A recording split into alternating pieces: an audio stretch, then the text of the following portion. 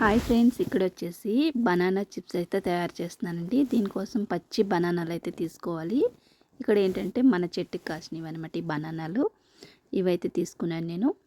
ఇవి వచ్చేసి బాగా పచ్చిగా ఉండాలండి, అప్పుడే మనకి చిప్స్ అనేది బాగా వస్తాయి అనమాట కరకరలాడుతూ. ఇక్కడ మధ్యలో ఘాట్లు ఉన్నాయి కదండి బనానాకి, చుట్టూ కూడా అక్కడ కట్ చేసుకొని ఈ పైన తొక్కని తీసేసేయండి. తీసేసిన తర్వాత అన్నీ కూడా ఇలాగే తీసేసుకొని మన వాటర్లో వేసి పెట్టుకోవాలి.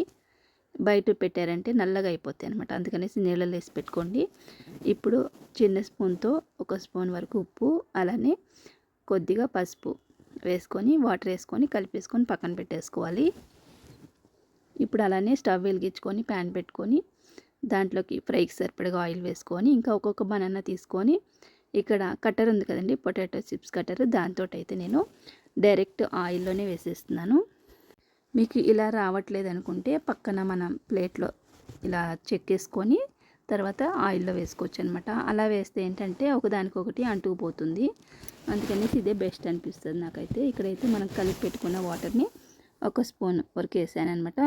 ఆ చిప్స్కి ఎంతైతే మనకి సాల్ట్ సరిపోతుంది అనుకుంటే అంత వేసుకోండి. ఇంక ఈ వాయి తీసేసిన తర్వాత ఇప్పుడు ఏంటంటే ఇంకా పక్కన కట్ చేసి పెట్టుకున్నాను. ఇవి చూడండి, ఒక్కొక్కటిగా తీసుకొని ఆయిల్లో వేసుకోవాలి. లేదు మొత్తం ఒకేసారి వేస్తారంటే మళ్ళీ ఒకదానికొకటి అంటిపోతాయి అనమాట.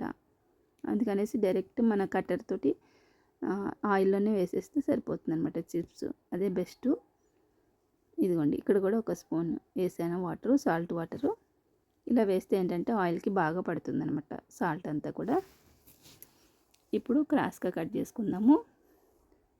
బనాన్ని కొంచెం వంచి ఇలా కట్ చేశారంటే కొంచెం షేప్ అనేది వేరేలాగా వస్తాయి అనమాట, రౌండ్గా లేకుండా ఇట్లా కొంచెం పొడవుగా వస్తాయి అనమాట.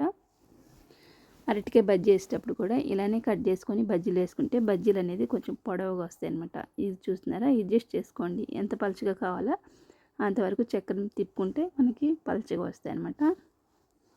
ఇదిగోండి, ఈ వాయి కూడా తీసేసుకొని మరీ ఎక్కువ వేద్దు, ఆయిల్లో వేసేటప్పుడు కొంచెం తక్కువనే వేసుకోండి, బాగా వస్తాయి. ఇక్కడైతే అన్నీ రెడీ అయిపోయినాయండి. మనం తీసుకున్న బనానాలకి ఇన్ని చిప్స్ అవుతాయి అనమాట. ఇక్కడ చూస్తున్నారా, కరకరలాడుతూ మంచిగా వచ్చినాయి అనమాట. మీకు ఫుల్ వీడియో కావాలంటే మన ఛానల్లో ఉంది, చూడండి. నిదానంగా చూడాలనుకునే వాళ్ళు. ఇప్పుడైతే కొన్ని చిప్స్లో కారం వేస్తున్నానండి, కొన్ని చిప్స్లో అయితే కారం వేయలేదు, కొన్ని వాటిలో వేసాను. మీకు కావాలంటే మిరియాల పొడి ఉంటుంది కదా, మిరియాల పొడి కూడా వేసుకోవచ్చు అనమాట, అవి కూడా బాగుంటాయి. చూస్తున్నారు కదా friends, Kerala style banana chips అయితే తయారైపోయింది. వీడియో నచ్చితే లైక్ చేయండి. Thanks for watching, bye bye.